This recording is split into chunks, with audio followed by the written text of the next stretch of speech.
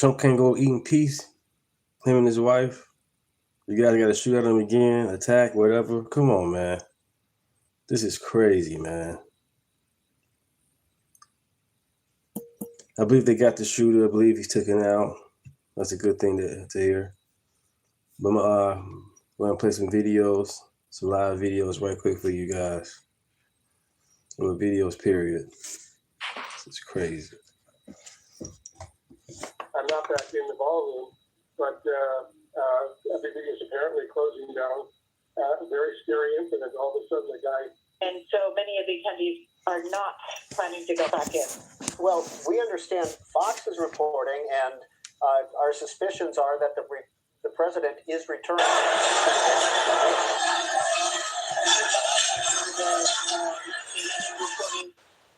The same.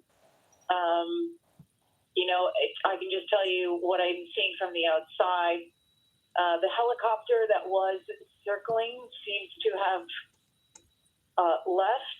The police force, though, is still here. I mean, there are ambulances and there are fire trucks and there are police vans, police cars. Are you in a position, Greta, to see the motorcade coming up Connecticut? I am not. Okay. All right. I'm heading toward Connecticut right now, but I've been on the backside of the Washington Hilton. And the White House is now confirming that the president is coming back to the Washington Hilton. All right. So there will be some type of a program this evening. John McCardle in the ballroom. John, you got an update for us? Peter, I'm hearing what you're hearing. Actually, what I had heard from some of the folks in the room is that the president didn't actually leave, that he doesn't want to come back, and that he's still somewhere in a secure area. Here, again, that's part of what's happening in the room. I'm also joined by Jasmine Wright.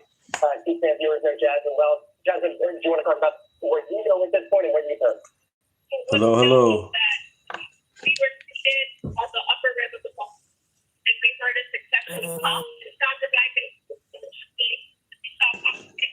Okay, we got bad audio. I'm going to just show a video of John Caldwell from Fox News. Okay, if I said his name wrong, I'm sorry, but here he is. Tonight, I witnessed 4 shots rang out of the International Ballroom. The door sprang open, Secret Service running everywhere. There was an individual on the ground. I'm not sure if that person is dead, if that person is shot, injured, whatever the case. The journalists that were in the room, the camera operators, they scrambled. People touched the ground immediately. There's a very high energy around here. People are very scared for what is the cause of this particular shooting. So hopefully there's prayers that no one in law enforcement or any innocent bystanders was hit, but this is a very, very scary situation for so many of us here at the Washington Hilton for the Washington Correspondents. So that's crazy. So again, that is going to be Fox News reporter, Fox News host John Caldwell talking about what happened at the White House Correspondents' Dinner. He said he witnessed 4 shots ring out. Now, from what we heard, it sounded like it might have been 5 to 6. Maybe the shooter got off 1 or 2, and then they shot back. I don't know. But he says he witnessed, because he's there at the dinner, he witnessed. Hello. Welcome. My name is Deunta. Which is where you have in the White House Crazy, Correspondents' Center. And again, it was not in the ballroom area where Trump, Melania, cabinet, and the journalists were, but it was outside of that particular area. Let's go back to C-SPAN.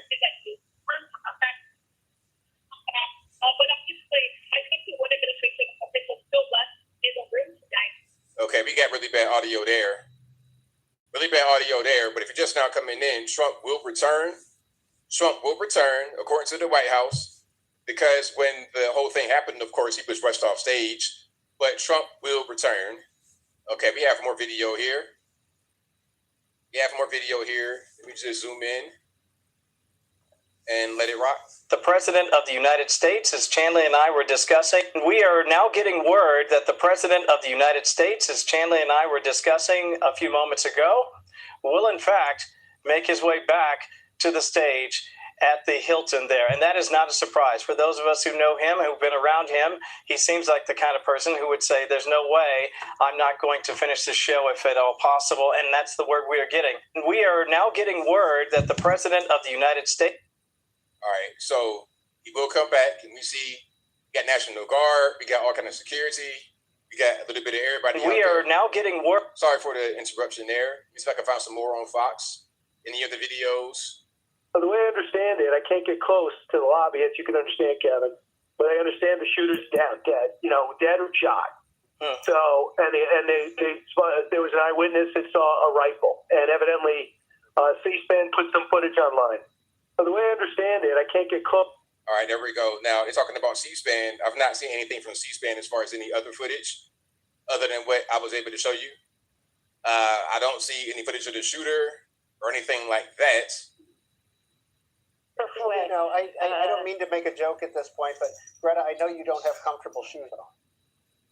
I do not. I do not. But it's the law enforcement is still here. I've been spoken for. The helicopter is still circling around the hill. Well, it looks like Sean Duffy is back in the ballroom. We see Transportation Secretary Sean Duffy there back in the ballroom. Greta, it also sounds like the president never left the Hilton, is what we're also being told. Whether we not confirmed, but we're being told that as well.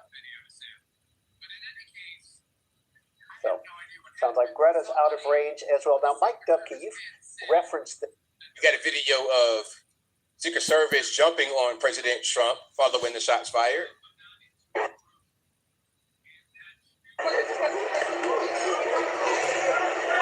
Let's go back a little bit.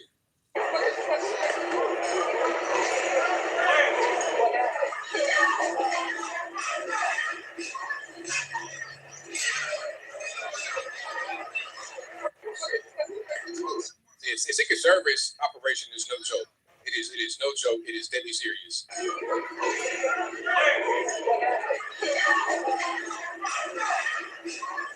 Hey, just right now, since I'm here, shout out to the first responders, National Guard, police, military, Secret Service, whoever is there, any first responders who ran toward the trouble, who dealt with the trouble, shout out to all you guys.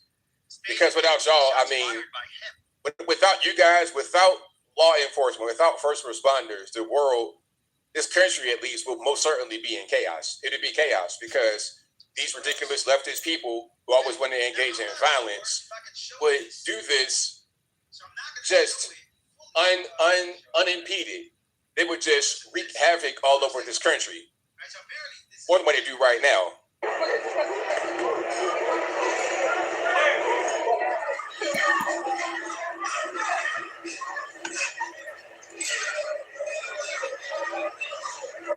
So yeah, the guys in the suits, hey man, you see these guys coming at you?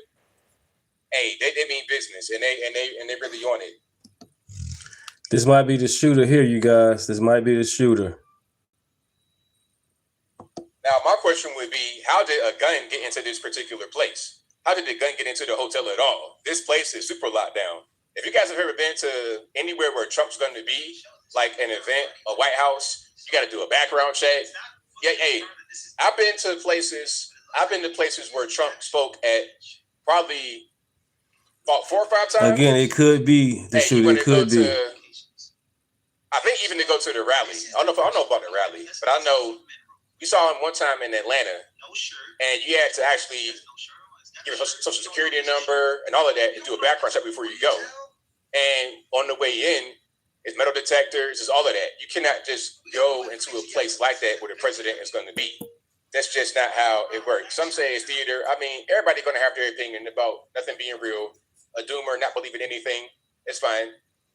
You know what I mean? That's just kind of how it goes. Okay, we got a post from Trump on Truth Social. We got a post. Hold on, let me read it.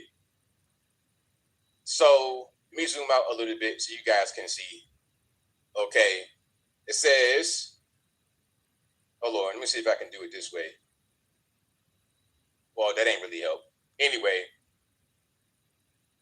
it says, quite an evening in D.C. Secret Service and law enforcement did a fantastic job. They acted quickly and bravely. The shooter has been apprehended. and I have recommended that we let the show go on, but will entirely be guided by law enforcement. They'll make a decision shortly. Regardless of that decision, the evening will be much different than planned, and we'll just have to do it again. President Donald J. Trump. There we go. Okay, so that's what's happening. That is a post right now from President Trump on Truth Social about the whole thing. Thanks for stopping by. Like and subscribe. Right. Name is Deunta. And it's just crazy what's going on, you guys. You gotta stay prayed up, you know. But if it will or not, I guess it depends on what the government are going to do. No, it's only 9:20. I have, unless my watch is stopped. No. You are correct. I apologize. I'm trying to tell military time here in the studio clock, and that's not going to be successful. My math skills are off. So let's check. We've got 2 C-SPAN journalists, one in the ballroom. That's John McCardle. We got Greta Brawner on Connecticut Avenue outside the Washington Hilton. Subscribe. Updates for us?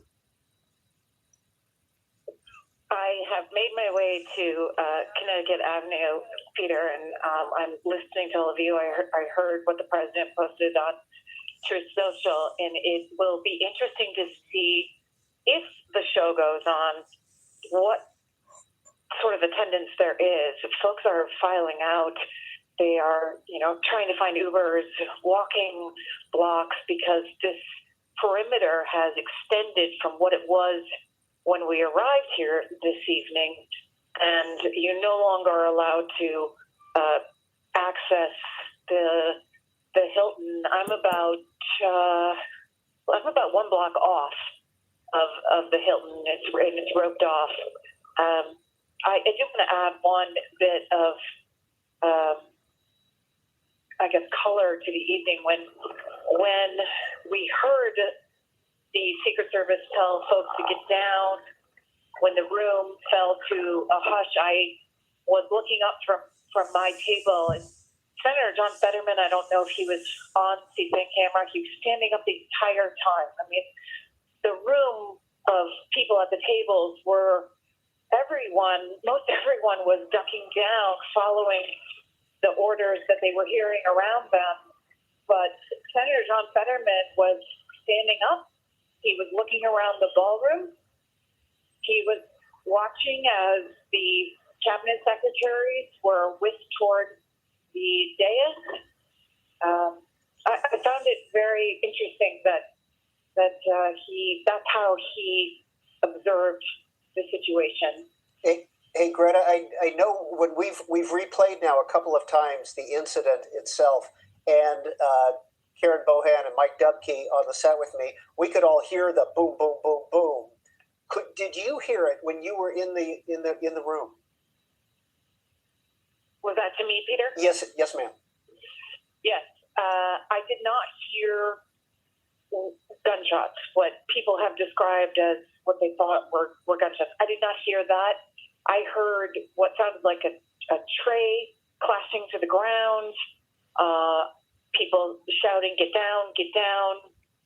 And when I turned to look at the dais, as I said earlier, the president, first lady, the vice president, they were gone.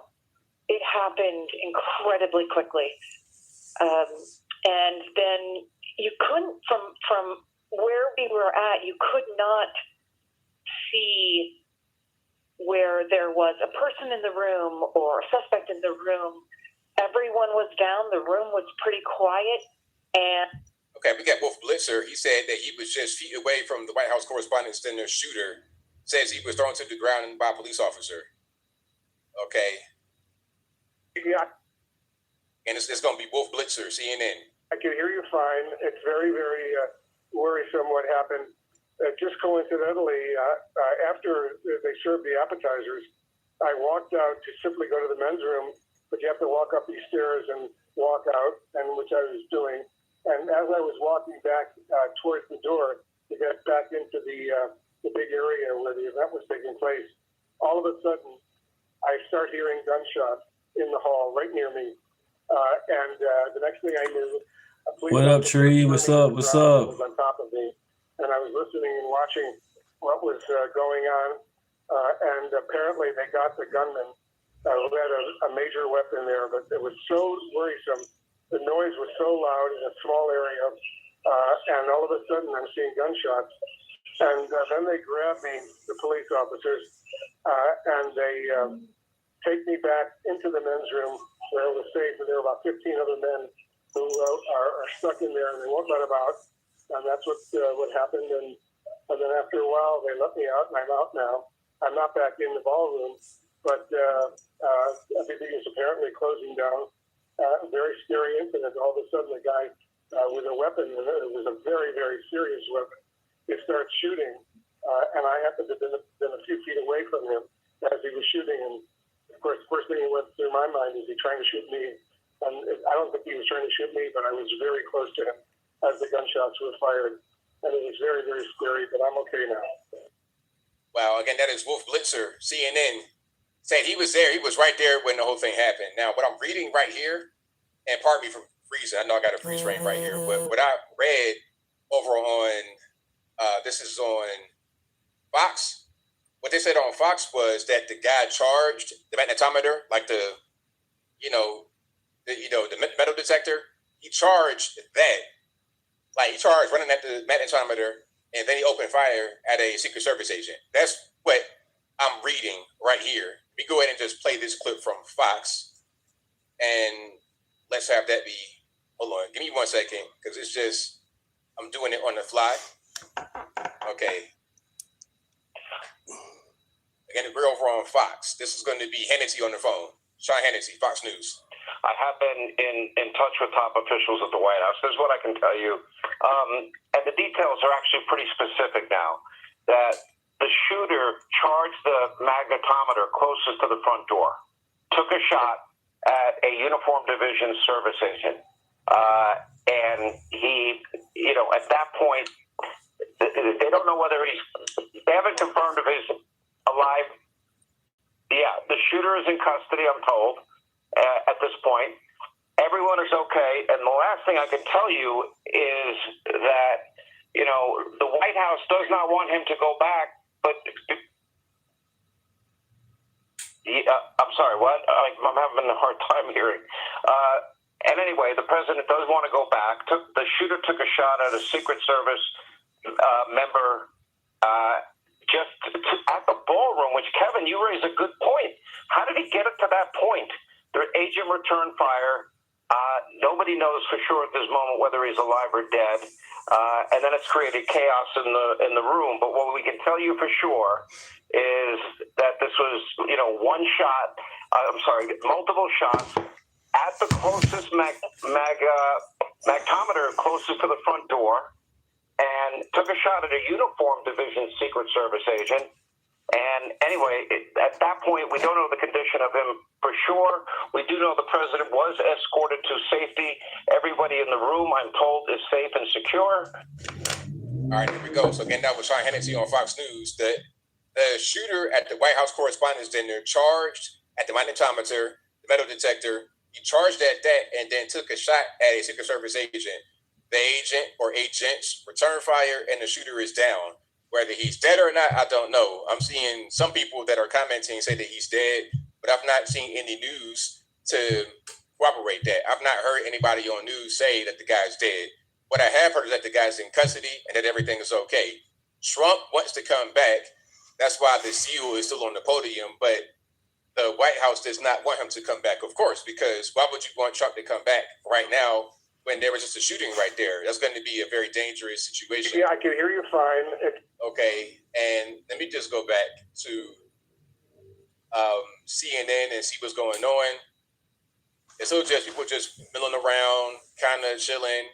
I don't know if Trump's going to come back or what's going on, but right now we kind of in the waiting pattern to see what happens.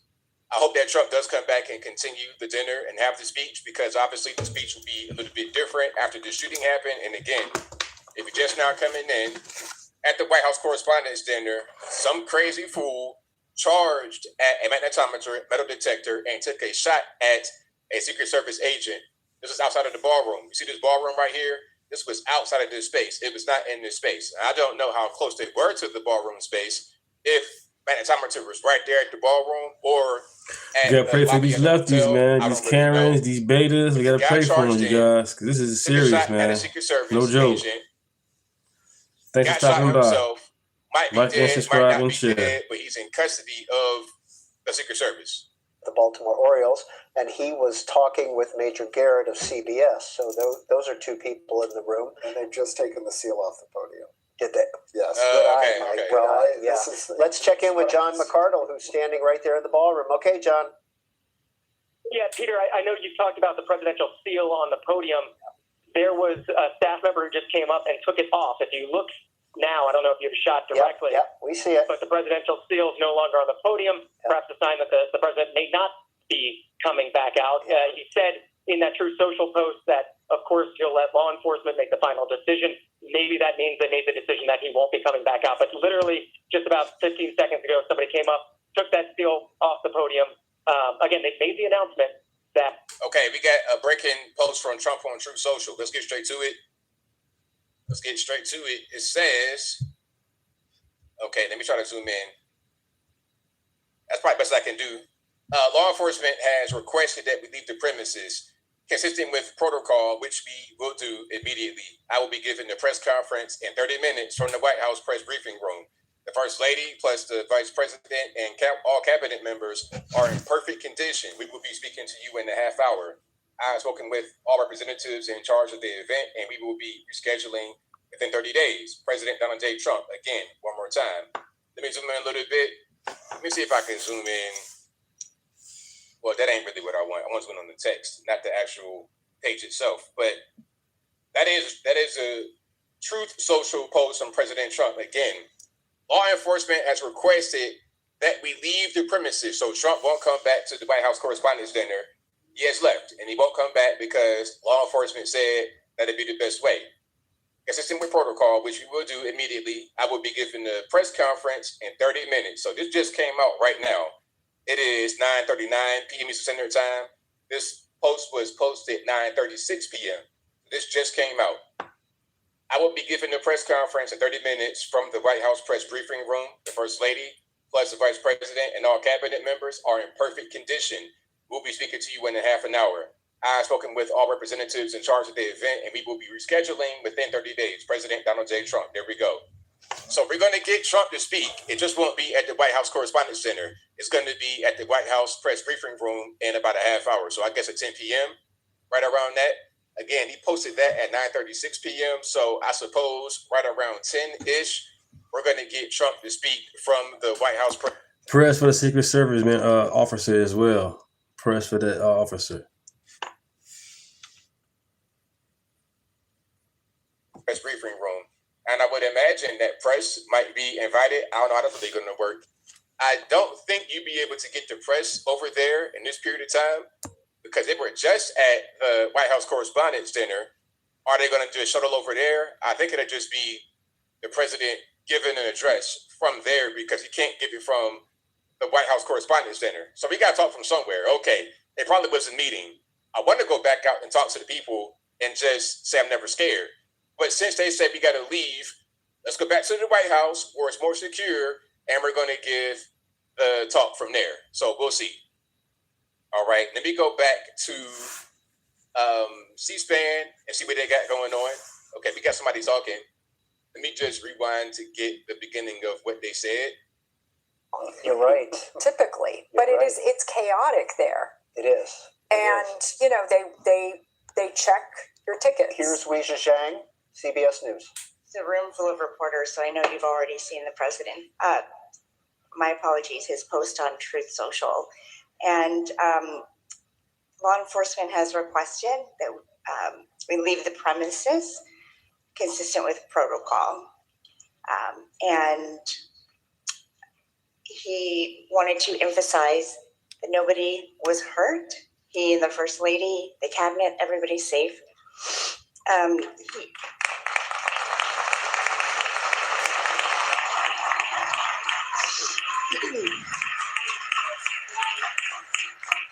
The president will be having a press briefing at the White House in 30 minutes.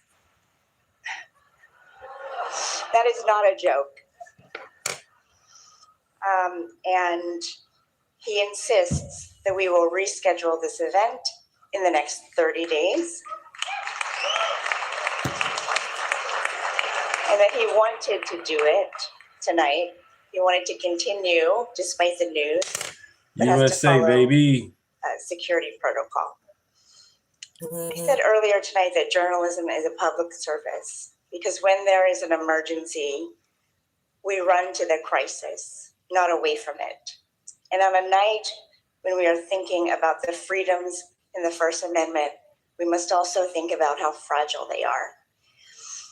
I saw all of you reporting, and that's what we do.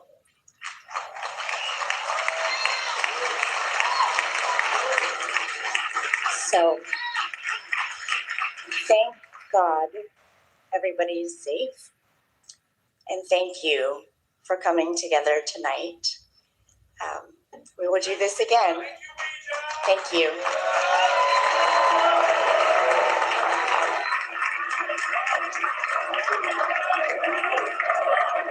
So that's Weijin Zhang from CNN. Did I say her name right? I'm probably saying something crazy. Okay. She appears to be very well respected out there. Shout out to her. Now there's a statement released from the Secret Service. It's kind of it came out a few minutes ago, probably about 20 minutes ago, but I did not read this yet.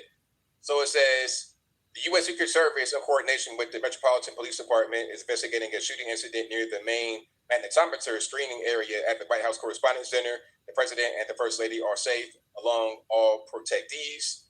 One individual is in custody. The condition of those involved is not yet known, and law enforcement is actively assessing the situation. That's Anthony Guglielmi, the chief of comms for the U.S. Secret Service. Okay, so that's the statement from them right there that came out at 9:24 p.m. Eastern Standard Time. It's about 9:43. And again, if you're just now coming in, thank you for joining. I had a whole different show planned tonight, but of course, this news has taken over. President Trump, Melania, and our cabinet on stage were rushed off of the stage at the White House Correspondents' Center before his actual speech began while he was eating, because there was a shooting outside of the main ballroom area of the dinner at the Washington Hilton Hotel where the dinner was happening. 2,000 journalists, the president, first lady, vice president, speaker of the House, the cabinet were there. They're all safe. Everybody's fine. The only person injured, from what I know, maybe Secret Service got injured because the shooter shot at Secret Service. I don't know if he hit the Secret Service or not, but the shooter himself was shot. I don't know if the person is dead or alive, but the person is in custody, and there appears to be no problems. President Trump wanted to come back to this event and give his speech like normal, maybe with a little bit of adjustment because of what happened, but rather than doing that, he will have a press conference, or he will deliver a talk of some sort at the White House press briefing room at the White House instead of the Washington Hilton at the White House Correspondents' Center. They're going to reschedule it in about 30 days or so, says the president. So that's where we are right now. And again, shout out to Secret Service, shout out to all the first responders in the building. And you can see here, everybody's pretty much leaving, trying to catch an Uber, trying to just, get up out of there after this whole thing happened. Nobody inside the ballroom was hurt. The shooter did not breach the ballroom. I'm not quite sure how far he was away from the ballroom. They said the main magnetometer. Where was main magnetometer? Was it right at the ballroom entrance? I don't think so. I think there would be a layer of security between the immediate ballroom entrance and the actual hotel itself. Probably at the front door of the hotel, you got to go through magnetometer, metal detector to see what's going on. They're probably going to check you right there. Okay, and then this is the post from President Trump on Truth Social that is showing on C-SPAN that I already showed a little while ago, where he said that law enforcement said we got to leave the building, leave the premises because of security, and they are going to have a press conference at the White House press briefing room. So it will be a press conference, not just a talk. He says it's going to be a press conference. So I imagine that there will be press there. I don't know how close this hotel is to the White House. I presume not very far. DC, like the DC is not that big. DC is not that big. You can pretty much walk some blocks. It ain't that big. You know, Washington, D.C. as a city is a different story. Residential areas, Adams, Morgan, Southeast, Northeast, all of that extra stuff, Northwest. Okay, cross the Potomac, when you're not in D.C. anymore, it's kind of an extension of it, but Washington, D.C., Capitol Hill is not that big.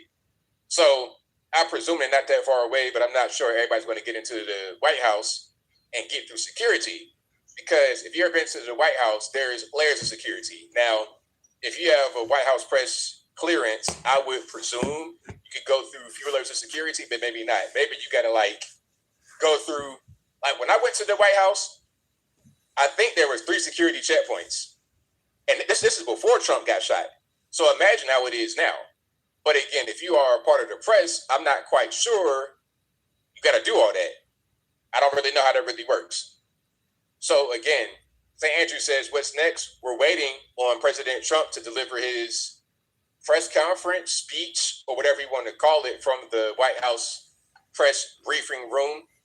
And he said on Truth Social, it'd be in 30 minutes. And that was at about 9:36. So I would presume right around 10-ish, between 10 and 10:30, I would presume. I don't know, because you're doing things kind of last minute, slipshod, kind of, sort of. So it might take a little bit of time to get everything set up. But as of right now, within, I guess sometime tonight, sometime soon, maybe around 10 p.m. Eastern-ish, Trump will give some type of talk or a press conference or something from the White House press briefing room. All right. Bryce Rocker says, having deja vu right now, like a glitch in the matrix. I'm not joking. Hey, I've had deja vu quite a bit over the past few days, weeks, months, years. I've had quite a bit of deja vu. Absolutely. So you're not alone. I'm right there with you. And I'm not joking. I'm not trying to pander or anything like that. I'm not being facetious. I'm being very serious. But shout out to you guys for watching. I appreciate y'all for joining. I apologize for not doing my regular show tonight, but it's not my fault. Blame whoever did this, whoever the shooter is. I could say blame the white man in advance. I don't know. Let's see who it is. But again, somebody tried to charge the magnetometer, the metal detector, and they shot their gun at a Secret Service agent. I don't know if the agent got hurt, if the agent is, I don't know the agent status, or if the agent did get shot. But what I do know is the shooter got shot and apprehended. I would hope the agent or agents went ahead and did away with him, send him back to from which he came. But I don't know. Maybe he's still with us, unfortunately. Maybe the shooter is still with us, unfortunately. I don't know his status. Let me see what they're talking about on C-SPAN right quick. And again, hopefully right around 10 p.m.-ish, we get something from the president. In the Washington Hilton is because the ballroom is so large. And, you know, if you wanted to have a dinner this size, no other hotel can accommodate it. And wasn't this ballroom designed for this type of event, with a security event on top of that? Yeah. So, and the fact that both the... I'm going to go back a little bit about the ballroom. Location. JFK was in this ballroom. Richard Nixon, you know, the whole gang, all the way through. They've all been in this ballroom. And that's a lot of history. Well, so the WHCA dinner hasn't always been at this location. Oh, it has not. I apologize. Since I believe it is, it dates back to the 1980s, the early 1980s. There were other hotels in town. The Capitol Hilton, which is closer to the White House. At 16th and K? At 16th and K, yeah.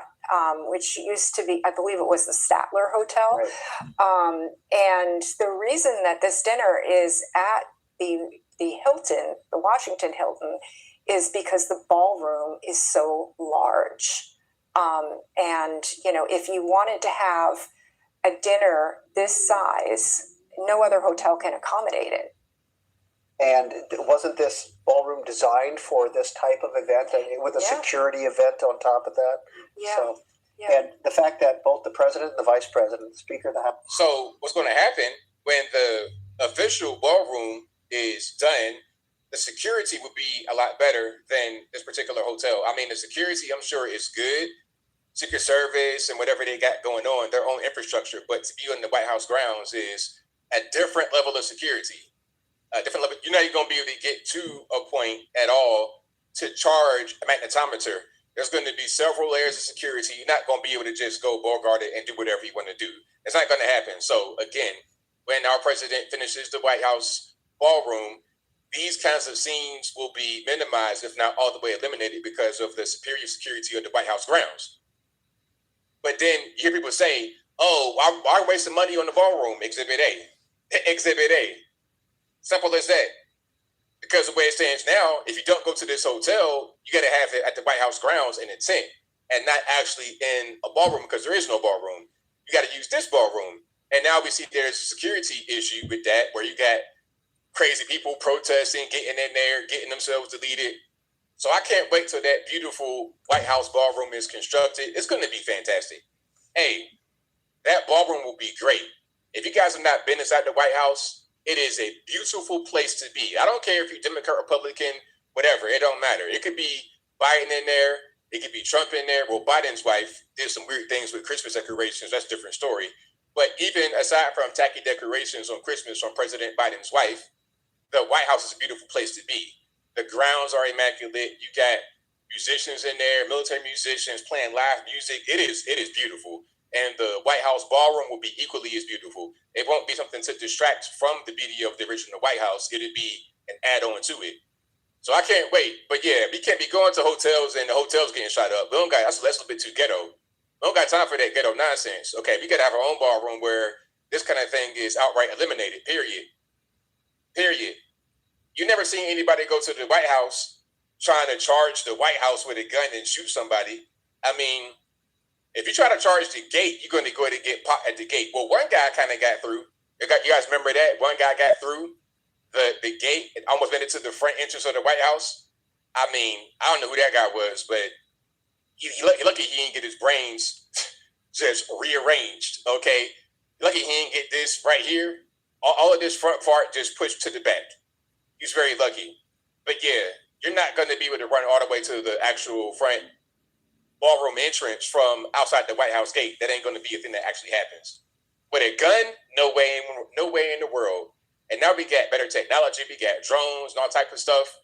Hey man, before you even think about darting your little feet across the White House grounds, it'd be a sniper it'd be a ghost sniper. You won't even see it coming.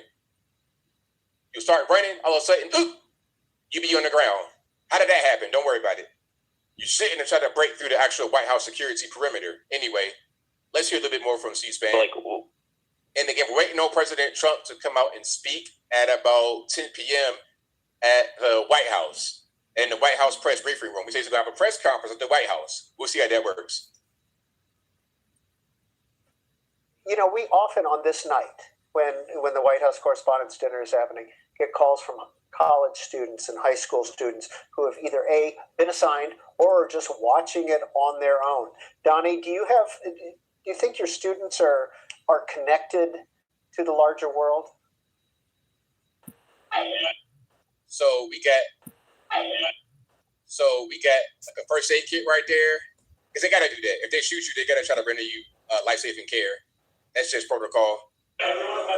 So we got somebody on the ground. Okay, that appears to be him right there. I can't really tell. Get out!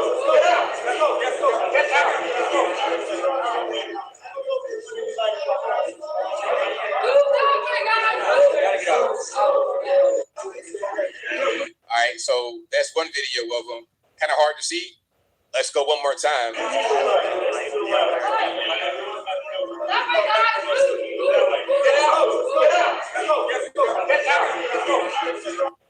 Okay, here's another video from someone who says, hold on, y'all give me a second, please. The person says, something I noticed even before coming into the White House Correspondents' Dinner was that the security was only outside the ballroom, inside, not outside the building. So the entrance of the building did not have a security machine, only guards. So you only went through the screening before the ballroom. That's stupid. Why would they do that? Really? That's the dumbest thing I've heard in my life. You need to have the screening outside the hotel, because common sense would say that if somebody wanted to try to make a run for it, they could get to the hotel. Like you're removing one particular security choke point that needs to be there to prevent any bad actors from getting anywhere near the ballroom. They can have an explosive device. They can have a grenade. They can get through the hotel and prime the grenade with the pin out and then throw it. It's going to explode immediately. You know, that's going to be a prime target for some type of Islamic terror attack.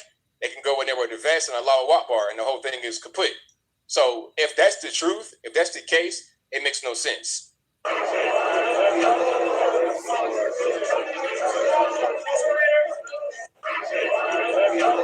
So the security is like right at the ballroom. Like, right, it's like, I guess the ballroom is right there, because if you've ever been to like one of these hotels, one of these events like that, that's how the outside of a ballroom or an event room looks just like that. So this appears to be the outside of the ballroom, and the person was able to get pretty close to it because there was no security outside the hotel. That's crazy. Hey, I don't know if anybody listening, y'all should know this. It shouldn't be me talking at you like this, but anybody that is Trump security, you got to have the security outside the hotel before you get to the magnetometer inside.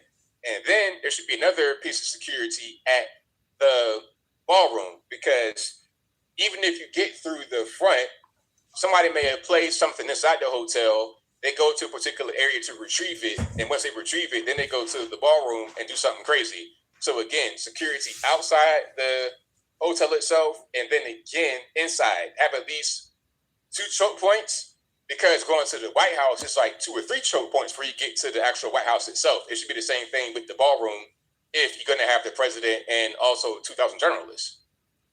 That's just my humble opinion. Okay, that's just my humble opinion. But what do y'all think about that? What do y'all think? Y'all let me know. Okay, and again, President Trump should be coming out any moment now, I suppose, at the White House to deliver his talk. He says it'll be a press conference, but usually a press conference has reporters there. So I don't know if that will be the case this time, but we'll see. We shall see. Let me try to go back to, let's see if they got anything going on in the White House. If they're going to have a Thank you. Appreciate it. Or where it's going to be. Okay, let me go back to C-SPAN on the YouTube. Shout out to C-SPAN. Let me go back to them right quick. Thank you. Appreciate it. Name is Deontay. Appreciate it. Pleased to speak with all of you this evening, but not under these circumstances. The vitriol has to stop. The constant brickbats from one side to the other, and the apparent partisan media in certain circumstances is causing this issue. If we had a ballroom at the White House at this point, we might be able to have that there instead of having it tents on the lawn, which was suggested earlier. But I am just Albert. When you talk about the media, are you singling out any particular media? I would say all of it, because it's all become everybody's basically trying to go through and preach to their own choir at this point. I mean, we could just be honest though, because it's from the left. It's from the left. I mean, the right, we don't preach hatred. We don't preach violence. We don't do that over on our side. It has always been violence coming from one side, from the left. Always. They want to point to stuff like Unite the Right, all that kind of stuff, which was a Fed op from the beginning.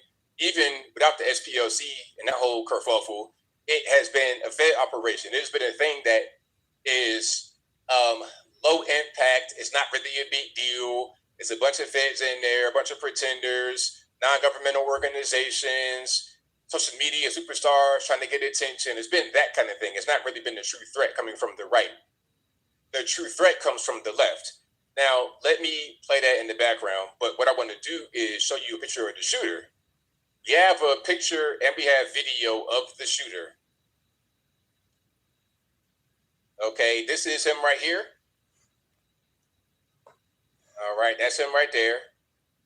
Now, I don't know what's going on with the head top. If you got like an older guy, toupee, I don't know what's happening. Is that a disguise? I don't understand what's going on. But that appears to be him right there. You got some kind of like, I guess, I don't know where they took his clothes off. Maybe they were trying to see if he had a bomb. I don't know. And there's another angle of him. Okay, we got a better angle right here. All right, hold on. There's an angle right there. That's him on the ground with the same body covering on, no shirt on, and they got him right there on the ground. Now, I'm reading, and some say that they saw him moving. Some say they saw him moving, but I don't really know if that is the truth. I don't know if that's the case, but that's what we got right here. The suspect is right there. All right, and got another image. Let's see if I can zoom in a little bit more. There we go. Is there some kind of barrette in his hair? I don't understand what's happening here. Do we have a transgender? I don't know what's going on with the hair. I don't want to make assumptions right now, but there appears to be something wrong with the guy. Obviously, you try to do something like that. Something's not really going. Now, your elevator not going to the top floor. Your cornbread not all the way down in the middle. But that is the suspect right there. And again, if you don't know, if you're just not coming in, welcome.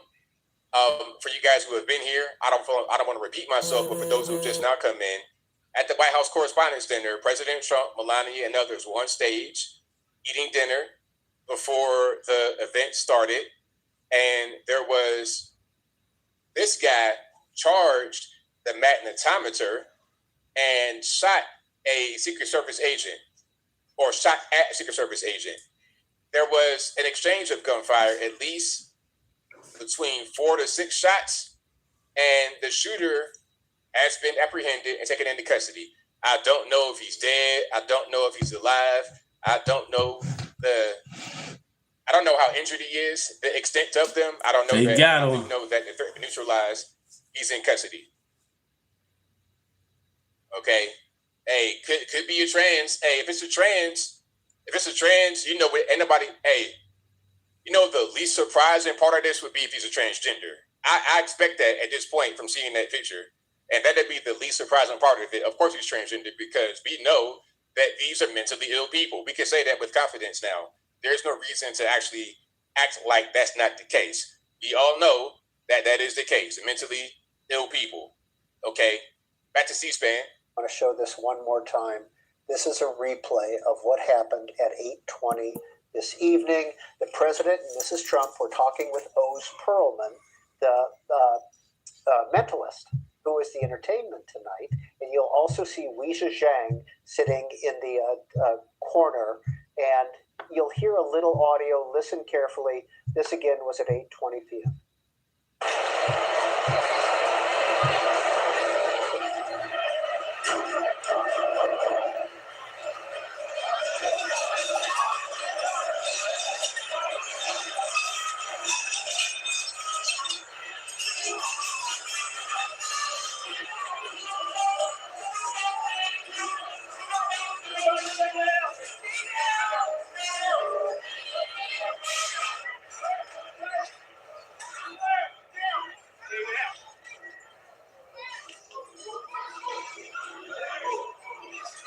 I got another video here. This is a video. It says situation outside of the White House Correspondents' Dinner.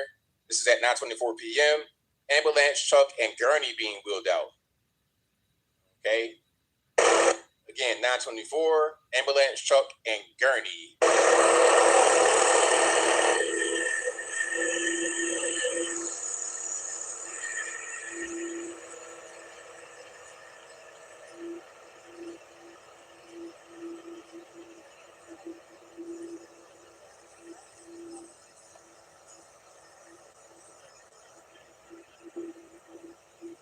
Now, there was also a protester rushing the president's limo after the shooting. Hey, man, these leftists, they've been violent for years now. I think we can say that it's them. It's always them. It's never us. It's always them. Okay, now, here we go.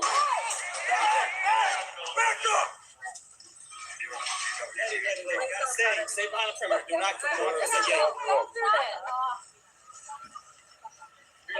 Look at this dude right here. They brought out the Supermax. Hey, what are you going to do with this guy? This guy probably about 6'8", 300 pounds. What you going to do, lady? Stay right there. Don't do nothing silly.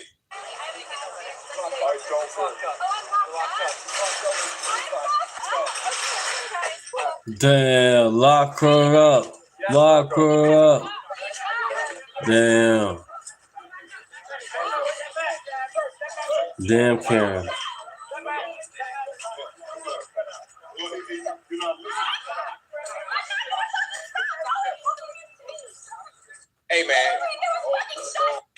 don't have time for y'all to be acting stupid like that at a time like this. Lucky you ain't get smoked for trying to do that. Hey, lucky you ain't get smoked right there trying to do something like that. We're not playing with you people anymore. It's enough. Enough's enough. You children, you petulant children need to stop, because you're going to face adult penalties. You're going to mess around and lose your life out here with a terrorist scarf on TikTok too much, Instagram too much, getting radicalized on social media as an adult. We don't got time for you grown, retarded children to be behaving this way. We're not going to deal with it. We're not going to just take this kind of stuff. We're not going to take it. We're sorry. We're not sorry. Sorry, not sorry. We're done. Yeah, you want to try to charge a limo after the shooting? Hey, man, yeah, you got to get up out of here immediately. Okay, immediately. Let's go back to C-SPAN. Dinner, and it is at its heart about the press and about the reporters who cover the president. It is about the president to some extent, but it is really a celebration of the First Amendment. So, to take the dinner for the White House Correspondents Association to remove the dinner from their hands and put it in the hands of planners at the White House, I think would be unusual. Now we're getting some more social media video. This is from Notice. News of the United States is their media organization. Let's listen and watch.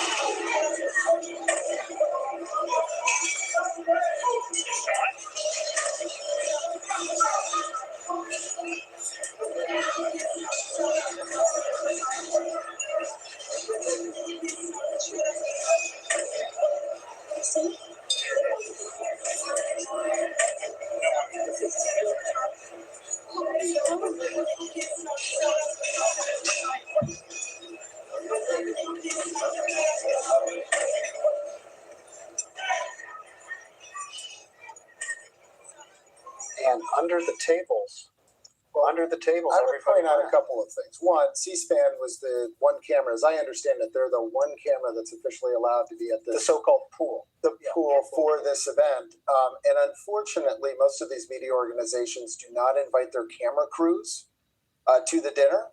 So you're seeing a lot of camera angles on cell phones by individuals who don't do this for a living.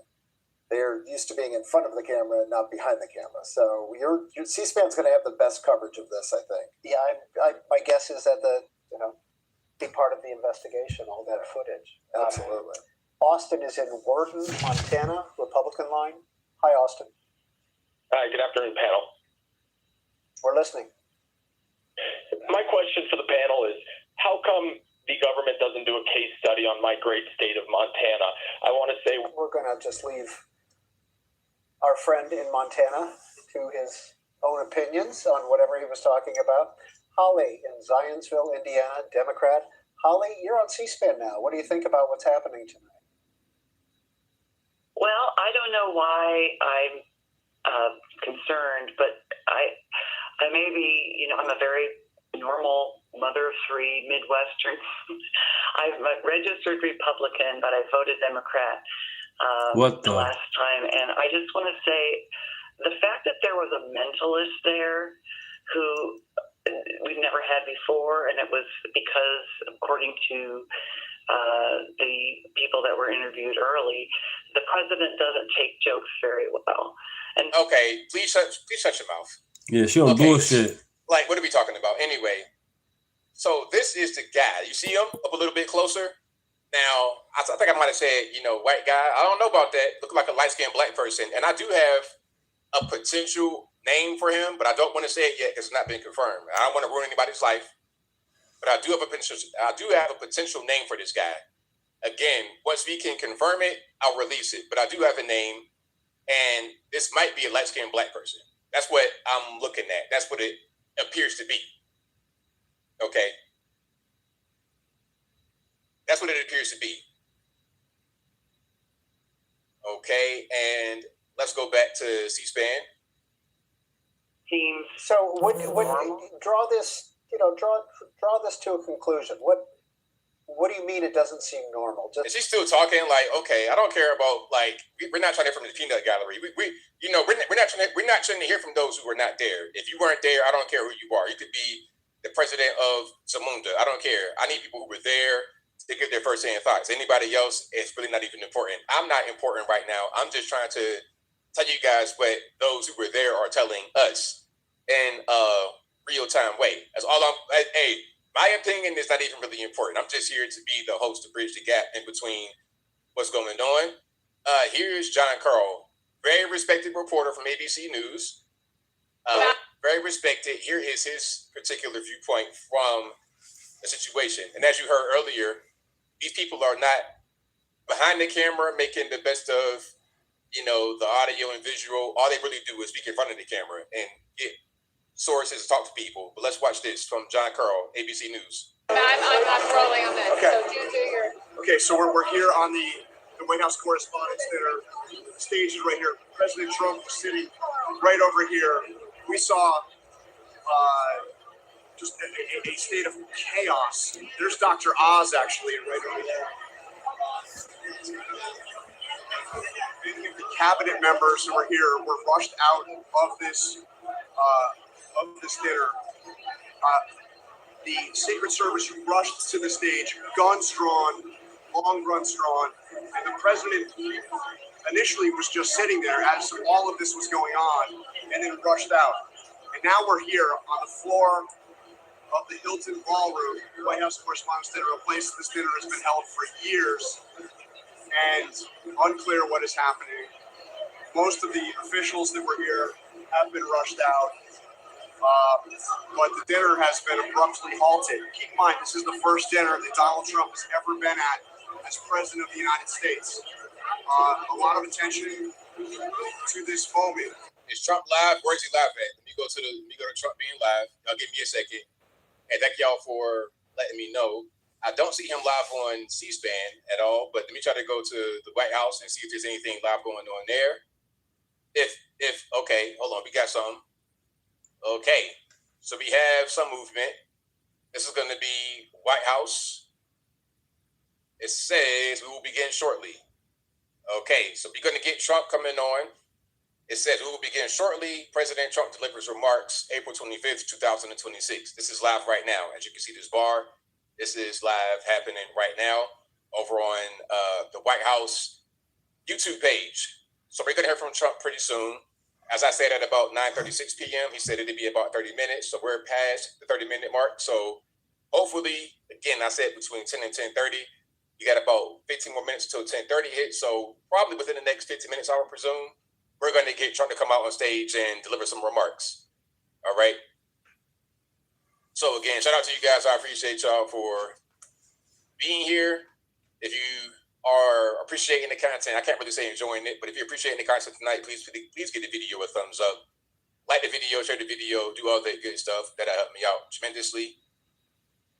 Okay, shout out to the trolls.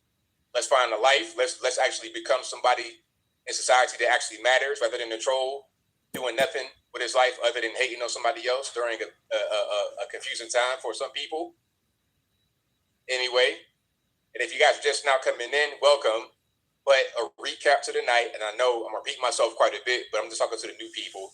What happened was at the White House Correspondents' Dinner at about 8:30-ish, I believe, President Trump, Melania, the cabinet, and 2,000 journalists are in the ballroom getting ready for the White House Correspondents' Dinner when someone charged the main magnetometer, metal detector, with a gun, and they took a shot at a Secret Service agent. Apparently, the agent returned fire, and the suspect was apprehended. I don't know if the suspect is dead or if he's alive, but he is in custody, and the threat has been neutralized. The venue was evacuated per law enforcement recommendation, and Trump will now speak at the White House for remarks. Now, he had a post on Truth Social that said that it'll be a press conference. That might not be the best word for this because I don't know how press is going to be there because the press were all at the dinner. So I don't know how they're going to just shuttle from this press conference, probably from the dinner to this press conference. But we'll see. We'll see what happens. I got it right here. So as soon as they go live, I'm going to be ready. And what I'm going to do, I'm going to just move this over here. And then I'm going to have it in the background. So as soon as they go live, I'll be able to show it. And Actually, matter of fact, I have something from C-SPAN. They're showing the whole thing get set up. Law enforcement and first responders who acted so quickly to bring the situation under control, praying for our country tonight. Now, I think it was John McCardle, our colleague here at C-SPAN, who reported that Speaker Mike Johnson was there, and he and his wife Kelly, and that they escorted him out but left her under the table. Yeah. And that's protocol. That's protocol, and it's going to lead to probably a terrible argument later tonight in the Johnson household. But it is protocol, yes. Yeah. Let's talk to Cade in Travelers Rest, south of... Nope, Cade is gone now. Let's check in with Louie in Lincoln, Nebraska, Democrat. Hi, Louie. Thanks for holding. Please go ahead. Yes, I feel like this is a derivative of bringing Hollywood to Washington, D.C. But I'm pissed the hell off. They are trying to kill President Trump again. They are trying to kill this man again. But I want to know, how in the hell did somebody get a gun in the freaking building? It don't make no damn sense. How did somebody get a gun inside the building? At the White House Correspondents' Dinner, please explain to me. How did that happen? Huh? Secret Service got some explaining to do. Yeah, they got some explaining to do. The FBI got some freaking explaining to do. Somebody better come up with a good answer. But you know what? There's no good answer. There is no good answer at all. No one should have been able to get in the freaking building with the president of the United States of America with a fucking gun. I'm just saying. Excuse my language, but I'm pissed the hell off. How in the world did this happen? There have been several attempts on Trump's life, and you mean to tell me somebody got in the building with a gun?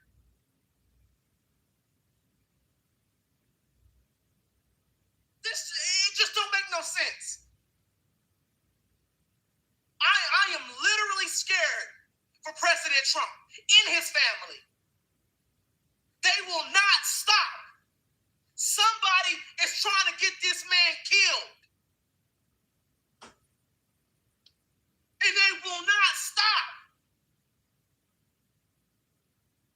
We need to find out who is behind trying to get the president killed. And I know the Democrats got something to do with it, but I do want to know, how in the world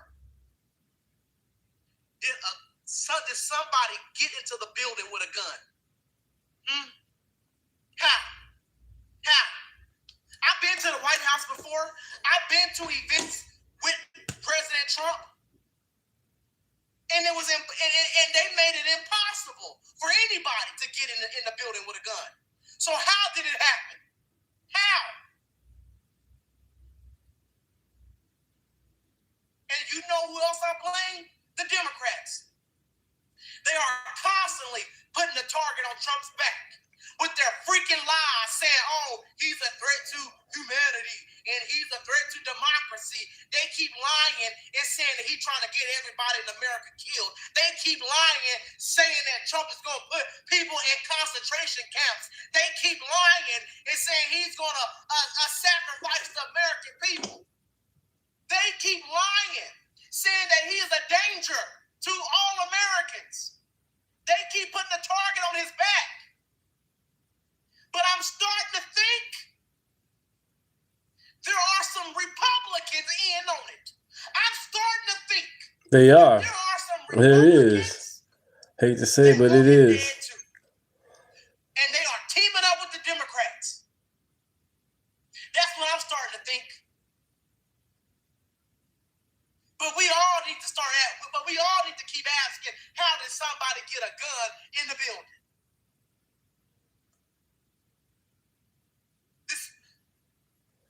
God bless President Trump. This man is continuing. He has put his life on the line for this country. And I'm going to tell you right now, he's better than me. I would have been gone. I would have been done. So I thank President Trump. Please excuse my... The wag the dog situation. Trump did not want to be at the Correspondents' dinner. He does not like free media. And he's going to find ways through Hollywood to create situations where it's going to leave us Americans. Okay, you started off good. You started off really good, but then you ended pretty badly. I don't know, man. If you got Trump derangement syndrome, it's kind of crazy to live life like that. I don't really understand. Used to work for President Trump as his communications director on all three of the points that you raised. Well, number one, President Trump did not want to be at the dinner.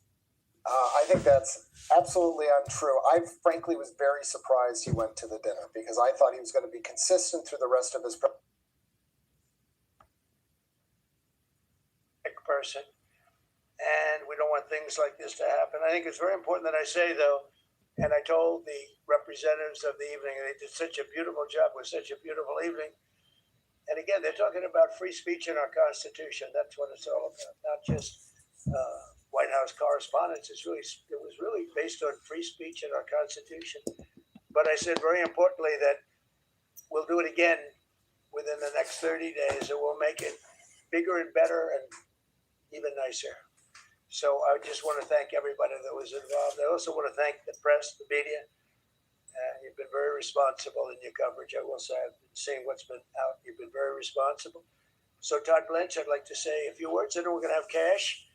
And then you're going to go on. We can ask, I guess we can take a couple of questions.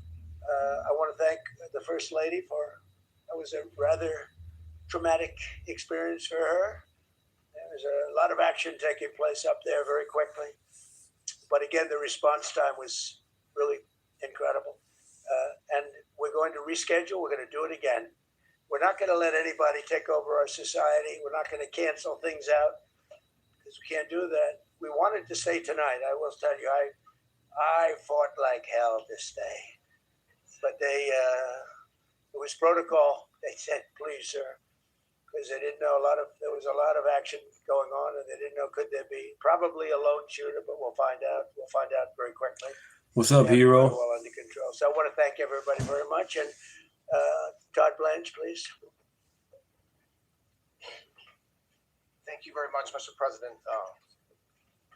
Tonight you saw the very worst of the very best of this country. You saw the very worst by the actions of that coward that the president just talked about. But you also saw the very best because you saw law enforcement do exactly what they're supposed to do. And you'll see the videos come out, I expect, very shortly, and you'll see law enforcement do exactly what we want them to do. And so I echo what President Trump just said, that we are extraordinarily grateful and appreciative of the men and women of law enforcement that did their jobs tonight, including one who was injured. This investigation is ongoing. I expect you will see charges filed shortly. The charges should be self-evident given the conduct, but as you'll hear, there will be multiple charges surrounding the shooting, around the possession of firearms, and anything else that we can get on this guy. The investigation is obviously ongoing and just started. There is federal law enforcement already working on search warrants and doing their job, and I don't want to get ahead of them and don't want to get ahead of the work that they're doing even as we speak. Director Patel and I were just on the crime scene a short while ago, and everybody in this room should rest assured that the Metropolitan Police Department, the FBI, Secret Service, everybody's on the scene doing their job. I know that the police chief is going to give an update from the scene as soon as we're finished here, and I obviously will lead the details of what they have learned to him. But in the meantime, I just want to thank everybody in this room for the courage, and I want to thank President Trump for his words, and I promise you, justice will be served. Thank you, Dr. Patel. Thank you, General. Thank you, Mr. President. The President's absolutely right. You saw the best resolve of American law enforcement because you, Mr. President, inspire them 24/7, 365. You give them the resources that they need, and they know that you have their back. And that is a changing dynamic in this country, and that's why you saw brave Secret Service agents respond immediately, swiftly, subdue and take down the suspect, and safeguard the lives of thousands of individuals at that hotel. Thanks to our interagency partnership with the Department of Homeland Security and the Metropolitan Police Department, the FBI was rapidly deployed onto the scene, took over the evidence response unit, is examining all the ballistics that were found on scene to include the long gun and the shell casings. We are conducting witness interviews as we speak. You will hear from our team on the scene there with the mayor and the head of the FBI field division there. But please know what the Attorney General has just said reigns no truer. You saw the very best of America tonight. The very best unite us at a time of uncertainty, because we have leadership here with the president, the vice president, that backs law enforcement, and the men and women that I shook their hands on the scene today could not have been prouder to show up on scene. And as the Attorney General said, make no mistake, we are conducting witness interviews. If you have any information whatsoever related to this event, 1-800-CALL-FBI, 1-800-CALL-FBI. No piece of information is too small. No piece of information is inadequate. We will evaluate it all. We will also be conducting interviews of those that were there. And if any of those individuals have information, please come forward to law enforcement or the FBI or the Metropolitan Police Department.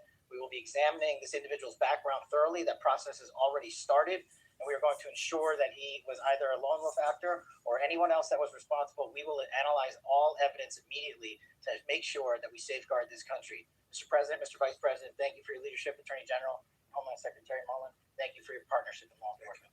Thank you. Okay, we'll do a couple and then we go to the chair. Madam Chairman, I just want to say you did a fantastic job. What a beautiful evening, and we're going to reschedule. And after that, it's very tough for her to ask a killer question, right? But you have done a fantastic job. Please. Mr. President, I appreciate it. As you mentioned, it all happened so quickly. And I wonder, especially because unfortunately you have experience with these sorts of threats, in that moment when you realized there was a threat and service agents were telling us to get down, can you describe what was going through your mind, how you were feeling in that moment? That's a very good question, actually. It's always shocking when something like this happens. It's happened to me a little bit, and that never changes. The fact we were sitting right next to each other, First Lady on my right, and I heard a noise and sort of thought it was a tray. I thought it was a tray going down. I've heard that many times, and it was a pretty loud noise. And it was from quite far away. He hadn't reached the area at all. They really got him. But so it was quite far away, but it was a gun.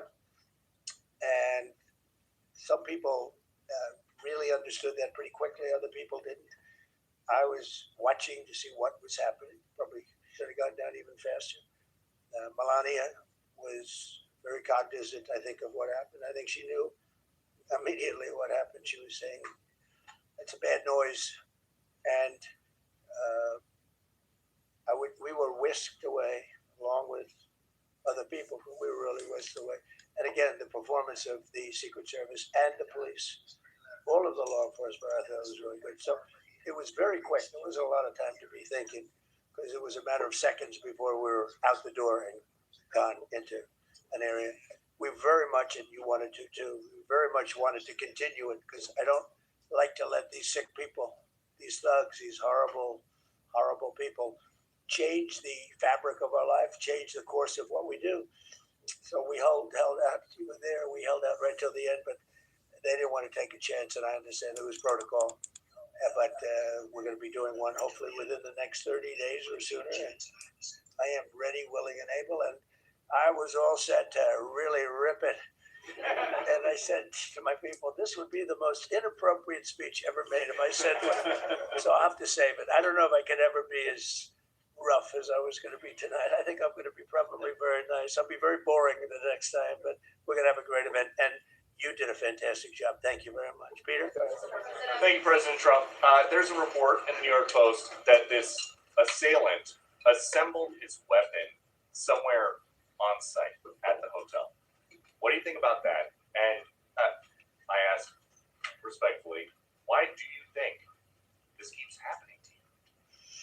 Well, you know, I've studied assassinations, and I must tell you, the most impactful people, the people that do the most, you take a look at the people, Abraham Lincoln, I mean, you go through the people that have gone through this, where they got them, people that do the most, the people that make the biggest impact, they're the ones that they go after. They don't go after the ones that don't do much because they like it that way. And when you look at the people that have either, whether it was an attempt or a successful attempt, they're very impactful people. Let's take a look at the names here, the big names. And I hate to say I'm honored by that, but I've done a lot. We've done a lot. We've taken this country, and we were a laughing stock for years, and now we're the hottest country anywhere in the world. We've changed this country, and there are a lot of people that are not happy about that. So I think that's the answer, Peter. After Butler, your team for a while rethought outdoor events. Yeah. Do you think that you now need to rethink indoor? Well, but then you just don't do events. No, I can't do that. I have to. It is what it is. We have to do it. The room was very, very secure. He charged from 50 yards away, so he was very far away from the room. And what do you think when you saw the video of how fast he was running? He was moving. He was really moving, and the reaction time was great. Boy, those guys, they had their guns drawn. Literally, by the time he was there, they were shooting. I thought they were very impressive. And if I didn't, I'd let you know. I'm not going to be. I would not stand for that. No, I thought they were very impressive. Thank you, President Trump, and thank you for updating us on the suspect earlier. Were you aware of any threats? Was your team aware of any threats beforehand? And do you believe you were the target of this tonight? I guess. I mean, these people they're crazy. They're crazy. And, you never know. He was very far away from me. He had to go through a lot. We had resources all over. We had resources sitting at tables, literally in disguise, sitting maybe at your table, who knows? But we had people all over the room, so he had a long way to go. That was really a first line of defense, and they got him. And they really, they acted incredibly. No, there was no notification. We had no idea. Go ahead, Kevin. Motivations from this? Well, you never know. Now, we'll be able to tell you that maybe by tomorrow or the next day. He's in custody, and they're asking him a lot of questions. I guess they're going over Todd, and they're already at his apartment. Thank you. California. Like and subscribe. Thank you. They're over there, so they'll be able to tell you. Thank you, Kevin. President Trump, did the suspect say anything, or was he wearing anything that would allege some type of motive? No, I mean, he was a guy who looked pretty evil when he was down. They had him down. He was fighting hard. He was, in my opinion, a sick person. Who would do that but a sick person? But I think you're going to find everything about him. No reason to talk about it now. But tomorrow at this time, long before this time, you're going to know a lot of things about him. They seem to think he was a lone wolf, and I feel that too. Are you concerned about U.S. Secret Service protection ability? We saw several of the detainees take minutes to be escorted out. Subscribe. They acted very quickly. I was very impressed by Secret Service. I mean, I'm the one, and Mark, when you would agree with that, I think, I'm the one that would complain. You don't have to complain for me. I would be complaining. I'd be up here right now saying they didn't do their job. Oh, believe me, because it's my life, and I want to live because I want to make this country great. That's why I want to live. But when you're impactful, they go after you. When you're not impactful, they leave you alone. Okay, a couple of more. So go ahead, please. Is there any indication that this shooting could have been linked to war in Iran? I don't think so. But you never know. We're going to know a lot. We have the best people in the world working on it, and we're going to know a lot. Please. President, there's a lot. There's you, as well as some of us who have covered Butler, experienced another horrific day 2 years ago. Yeah. What felt similar? You had the First Lady with you today. What felt different? And you have another 2+ years in office. Are you concerned about something like this happening? Well, I can't be concerned. I can only get great people. They did the job, in my opinion, a much better job than Butler. Butler had one weak spot that we all know about. Somebody should have been up there. But even Butler, we had our sniper on our side within 4.2 seconds from a distance of about 400 yards, one shot, and he was gone.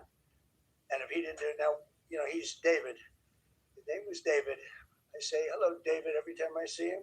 David, I like you very much, David. But think of that. Now, if he doesn't hit him, and he hit him right between the eyes from 400 yards without any notice. Nobody knew. He heard a sound. He looked over, and there was actually a tree that was somewhat in his way. You know the story very well. And he aimed, he fired, and if he didn't do that, beyond me, you would have had a lot more people killed. We lost one great person and two people very badly hurt. They're okay now.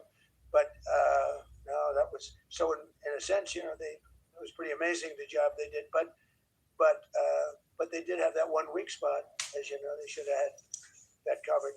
Tonight they had everything covered very quickly, and he was fast. He was running full blast, and they got him before they got any further. I was very far away. You know, he hadn't anywhere close to reach the doors of the ballroom. The ballroom was sealed, and everybody in there. That's why once those doors opened, they didn't want to do tonight. If the doors weren't opened, we could have probably done it tonight. But I think we're much better off rescheduling. Yeah, please.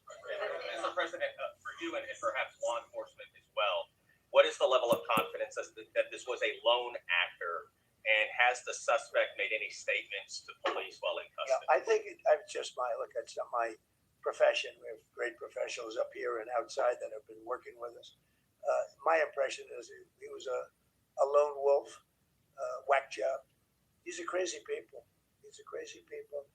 And they have to be dealt with. We had that in the second attempt, as you know, and he's spending life in prison.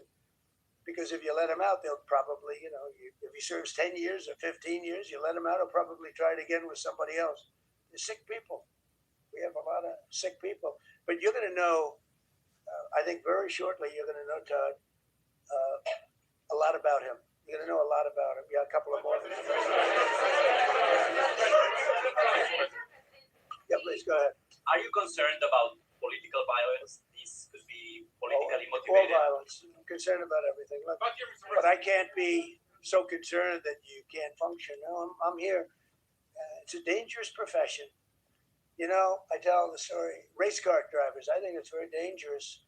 So you take 1% and then take about 10% of 1%, just to break it down very easily. They die. So much less than 1%, 10% of 1%. I think bull riding is very dangerous. If you take about the same, 10% of 1%, much less than 1%.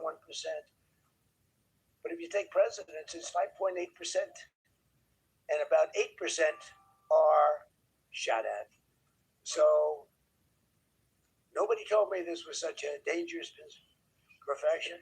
If Marco would have told me, maybe I wouldn't have run. Maybe I would have said, I'll take a pass. No, it's a dangerous profession, but I don't view it that way. Look, I'm here to do a job. It's part of the job. It is a dangerous. I can't imagine that there's any profession that's more dangerous. But I love the country, and I'm very proud. I'm very proud of the job we've done. You see what's happened. We have a great country. We've got, I think, the most successful, the hottest country anywhere in the world. This happened over a period of just a year, and we're going to do great things. But with that come risks. There's no question about it. Yeah. I mean, there's been so much political violence, not just aimed at yourself, but at other members of Congress, state house speakers, you name it. Is that just the cost of doing business to do politics in America anymore? Yeah. Well, what does that say about our country? We're not the only country. You look at this great violence with all countries. I was talking to somebody from another country today, and they have numerous assassinations of political figures all over the world. You look at South America. It's like some of the numbers are just horrific. It's dangerous. It's dangerous stuff, whether it's here or someplace else. No country is immune. No country. Good question. At this point?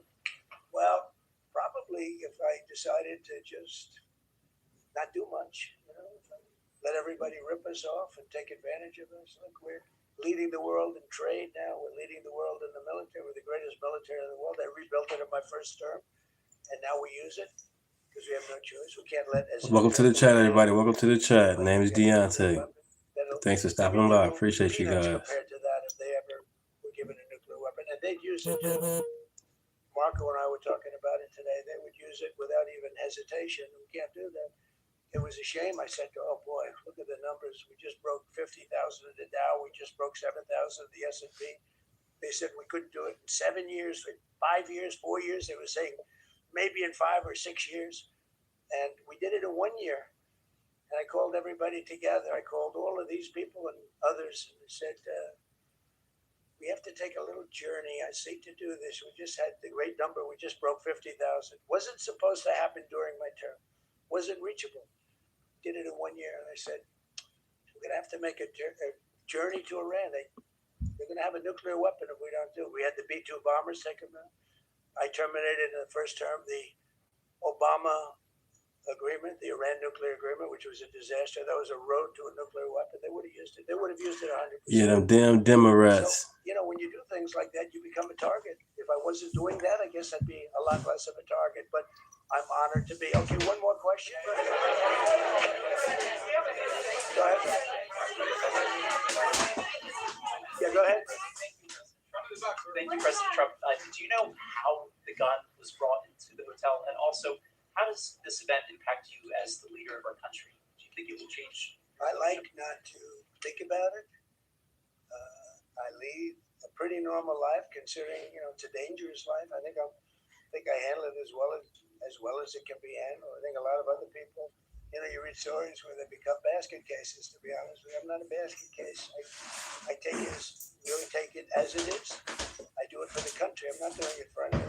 I have a first lady who's doing a terrific job. She loves the country, and she recognizes it better than anybody. She's told me numerous times. She said, "You are in a dangerous job," but that goes along with her too. I mean, it's dangerous for her too. We sat there tonight. We heard that noise, and it was either a tray or a bullet. I was hoping it was a tray, but it wasn't. And again, we had some very brave people doing a great job, so we're very proud of them and happy with them. I just want to thank everybody. They will be able to give you all that information as to the names and everything else. I think we released the names already. Most of you would have it, but his name. We appreciate it. I see so many tuxedos and beautiful dresses. It was a little different evening than we thought, but we're going to do it again, and we have a great chairman who we're so proud of, and we have to make it better. We'll make it safer, I guess, right?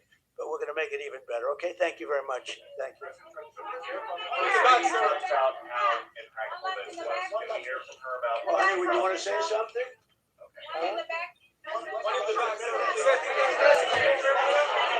Right. All the people across the globe, in fact, are watching you. You demonstrated courageous leadership, and thank God you're alive. All of us are alive today. What is the message that you want to give to the world that this should change? What corrective measures can you take from here on? Well, all you can do, look, I don't care how many people you have, how good they are. They can be the greatest people. You have the greatest security in history. If you have a whack job who's got a brain, but it's a little bit distorted or a lot distorted, they can make trouble. I would say, Pete, right? They can make trouble. Some of these people are of genius level IQ, and they're nuts. So it can be trouble. So you do absolutely the best. You get the best. We have the best people. Well, look, it was proven tonight. He started running from 50 yards, and he was fast. He was like a blur on tape. He was moving. It was very impressive the way they got him. Because a lot of people would be looking and saying, it's like a weird feeling, and they would let him get through, but they didn't let him get through. They drew those guns so fast. They looked like Matt Dillon.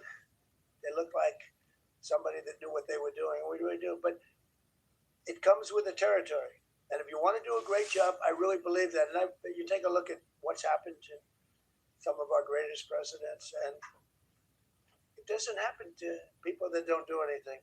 And it's not going to deter me from winning the war in Iran. I don't know if that had anything to do with it. I really don't think so, based on what we know. But we're going to continue to do a great job. That's all I can do. Thank you very much. We'll see you tomorrow. Thank you. Thank you. Thank you. Okay.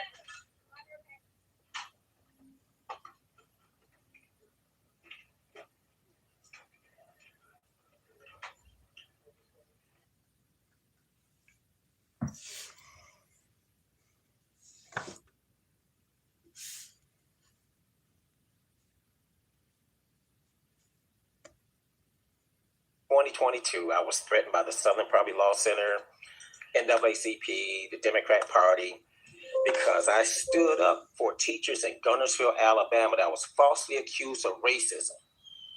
Now, just not long ago, indictments have dropped against the Southern Poverty Law Center. You know why?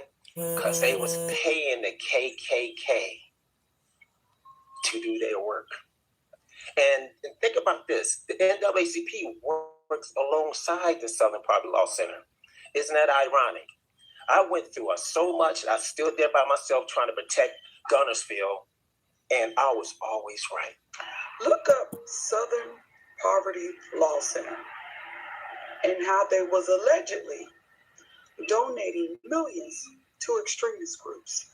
One in particular, the KKK. Blacks, if there's not enough to leave the Democratic Party, I don't know what else to tell you. They're literally putting... Subscribe to the channel, you guys. If you haven't subscribed. Name is Deunta. Thanks for stopping by. High school chapters of ours on a hate group next to the KKK and next to neo-Nazi groups. And I mean, we can laugh this off. There's an element to this. Remember that there was a shooter that went to the Family Research Council years ago, inspired by the SPLC list. This is them trying to make us basically surrender at Turning Point USA. We're going to do the opposite, and our students are only going to lean in even more. But they can't debate us on our ideas. They cannot have dialogue. They cannot actually go onto the merits of why they are right or why we might be wrong. Instead, they must smear us with the age-old one-liner that you are a racist or that you are a hater. And the SPLC, the Southern Poverty Law Center, has been found on wiretaps, funneling money into hate groups. The KKK, Aryan Nation, all of them. The whole Charlottesville thing, all of them. They have been funneling and putting money into hate groups in order to justify their existence. So for them to continue to be relevant, they had to manufacture hate directed mainly towards black folks. So my question to black folks is, are you tired of getting played? The Justice Department alleges SPLC defrauded donors by using their money to pay leaders and members of the extremist groups that the organization claimed they were trying to bring down. The SPLC is accused of secretly funneling more than $3 million between 2014 and 2023 to field sources, including $1 million for an informant with the neo-Nazi organization National Alliance, $270,000 to a member of the group that planned the Unite the Right rally in Charlottesville, Virginia in 2017, and $300,000 to a member of an Aryan Nations affiliate. The Justice Department is charging SPLC with 6 counts of wire fraud, 4 counts of bank fraud, and 1 count of conspiracy to commit money laundering. The SPLC was not dismantling these groups. It was instead manufacturing the extremism it purports to oppose by paying sources to stoke racial hatred. To me. And you have to wonder for what purpose. I mean, they love to put groups and names of prominent conservatives that over the years they've attacked me on their lists and smear and slander them.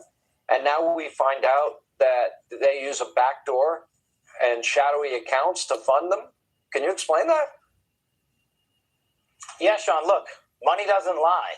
The charity that supposedly fought the Klan funded the Klan.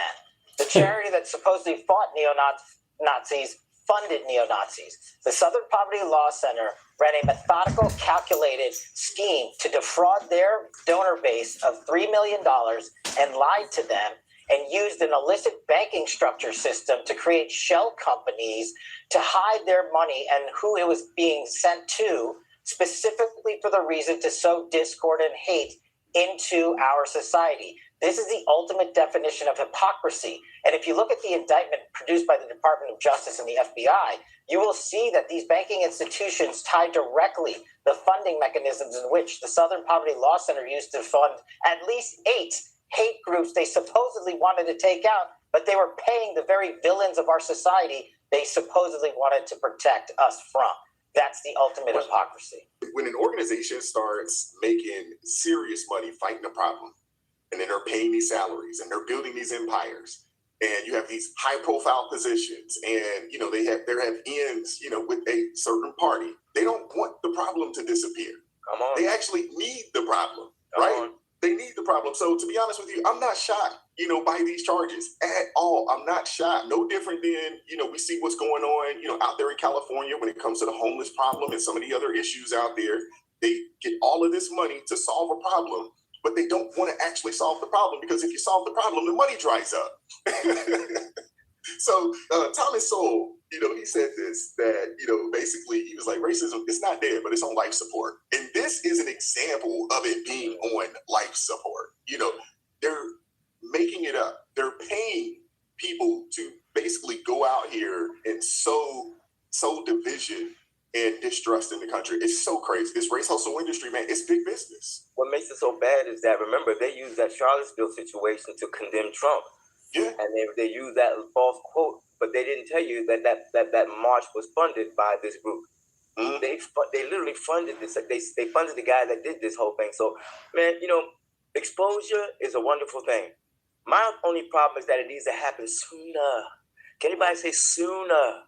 Why does it take so long to expose the demons that are out there doing this riff-griff on a daily basis? I wish that we would put together a system that would pop out these exposures when they happen, at least shortly after, so that people can know. Because you have to understand, a whole lot of damage has been done. Mm-hmm. A whole lot of damage. People are still convinced today that march was true, and that Trump was wrong, and that they believe that the misquoting of Trump. They believe that today, and they still using that quote. So my point is that's why that longevity is so dangerous. I just want to say that I hope that we can get our game together. We have become much more efficient in exposing these crazy people, because it's serious business. Think about if they're doing that. Think about what these black race hustlers are doing. Think about the groups they're supporting to stay relevant, because they got to stay relevant too. They got to stay relevant too. So if you do some research on them, you might find them doing some humping up on white groups to make themselves look good. They certainly are pushing every opportunity they get about racism.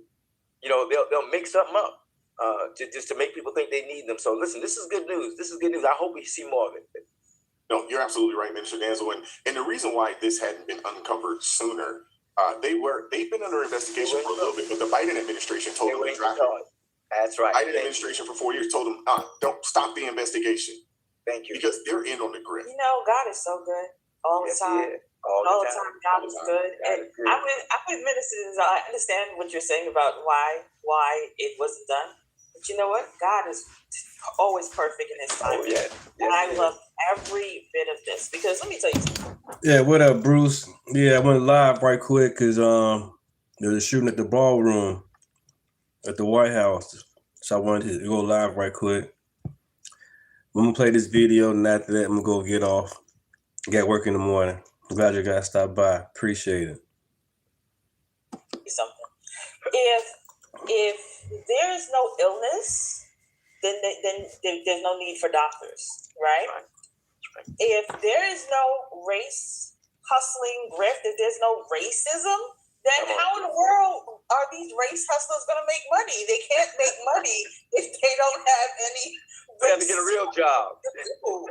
Looking at all the different things, John Ossoff, who's running for re-election here in Georgia, he, SPLC. Appreciate you, Bruce. Appreciate you. Allegedly, and you have all these different type of behaviors, and you're looking at people like Chuck Schumer, who was upset because this came out. Why are you upset? Why are you upset that the people who claim that they are protecting people from extremist, racist groups have now been found to be paying those same groups? You should be like, you know what? I appreciate that y'all are putting this out. But you know what? The best thing, and Christian said this, and I was saying this at home myself, the best thing that came out the SPLC indictment is that we just discovered again, or we revealed again, how the Democratic Party has never left the bed of the KKK, the Aryan Party, or any of those people. They never left that bed. They are still in bed, wrapped up tight with them. Because while people are sitting out here saying, no, this is a different Democratic Party. Thank you, Bruce. Appreciate that, man. Blessings to you as well. Got to see it in Blessings to your everybody. own face, your own two eyes. That they are very much wrapped up in it, and that's why they keep In their Jesus' foot on name. your neck with that whole race hustle, race baiting game. Get over it. Prior to Obama. Yeah, I just played it, Matt. Yeah, I had played Anthony Brown, and I also played the White House of Trump speaking about what happened as well. You just missed it. I've been screaming for about 1 hour and 40 minutes now. Obama. The race relations were better prior to Obama. Yes. It was way pretty better. crazy. I don't remember going through all of the racism conversations, things like that, growing up, going through. It was until Obama got in there and that Mike Ferguson, that was when everything went haywire. Do y'all notice that SPLC and BLM, they got caught basically doing the same exact things? I'm just saying, the same grift. I wonder, people, what does that tell you? Because obviously they're on defense mode. At this point, there's lawyers and folks out there trying to defend their behavior. Question that what we learned from informants. I'm glad you guys came to the chat. Appreciate it. I know it's kind of late. Appreciate you guys coming to the chat. But I just wanted to play that what happened with Trump, at the White House, man. Gotta pray for these leftists. They wake up. That makes no sense. What is it, the 4th time this man been attacked? There was no way security should have been outside, not just inside. Security should have been outside as well. Weaponized to dismantle the rights of our nation's most vulnerable people. ABC News legal contributor James Samples here for more on this. Hi, James. The Southern Poverty Law Center has positioned itself as the country's watchdog for hate groups. So what's your reaction to these charges? Well, the charges, Diane, are to understand what is being charged. The government is alleging that the Southern Poverty Law Center used paid informants to infiltrate groups like the KKK, Nazi organizations, and that those payments are fraudulent in the sense that they came from shell organizations. If you think about that argument, though, taken to its logical end, the reason there are shell corporations that are set up to make these payments is that if the payments said Southern Poverty Law Center, the individual's anonymity would be compromised. Their safety, maybe even their lives, would be at risk. How strong is the Justice Department's case here, and what do they need to show in order to prove this in court? In order to show fraud here, they need to show that there was a material misrepresentation that harmed a victim, i.e. that the donors to the Southern Poverty Law Center were, in essence, defrauded because the money that was donated to the organization was then used, in the government's terms, to support the organizations that purported to be the targets of the Southern Poverty Law Center. Do they have donors complaining? They do not yet have donors complaining, and in fact, the organization has been hugely successful over the years in fighting. Well, they don't have donors complaining because the donors didn't know that this was happening, so they didn't know what to complain about. And if they did, they would lie to say they didn't complain. They probably complained. There very much could be some people complaining. Exactly. Fighting these battles, you might say that the donors were getting exactly what they paid for. And if you think about an analogy here, when the FBI pays an informant to infiltrate the mob, they don't give them a paycheck that says, from the U.S. government. They hand them a bag of cash. Well, that can't happen here, so that's why they set up these shell organizations. But they're not government legal agency. They're not government legal agents to do that. They don't have that kind of authority. Exactly. You are a nonprofit. Your job is not to infiltrate, hate groups and hate people. That's not your job. Come on. Oh my goodness, their lives are so weak. It's pathetic. This is only day one. The indictment was issued yesterday. Right, it's ABC News. They're going to bullshit. This will take time, but it does seem to be like a targeted attack against an organization that is not necessarily one that the party thinks highly of. What do you make of the timing coming just over a week after the Justice Department moved to vacate more convictions related to the January 6th attack on the Capitol? Is that a coincidence, or is the administration trying to send a message? I think that is the right question to ask, absolutely. 1 week ago, to be clear, the same Department of Justice sought to vacate the convictions of Proud Boys and Oath Keepers, and now they're going after a group that has fought against hate groups. In just the span of a week, the juxtaposition at a minimum is striking. Blanks, unfortunately.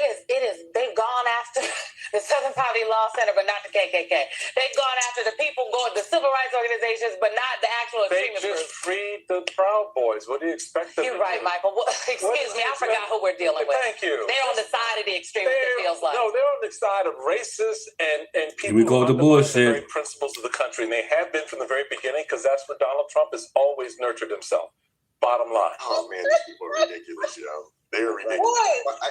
It's a thing, you know, in The Wire, if you guys recall, I don't know if you guys ever watched The Wire before, but in The Wire, if you recall, when they started following the money, that's when all the chaos broke. Because they're like, no, don't follow the money, follow the drugs. See, the FBI followed the money and they found out. I put anything on it that some of these people, they're getting exonerated because they are cooperating with they're cooperating with the federal government, letting it be known, we received $300,000-$400,000. We received money from these folks.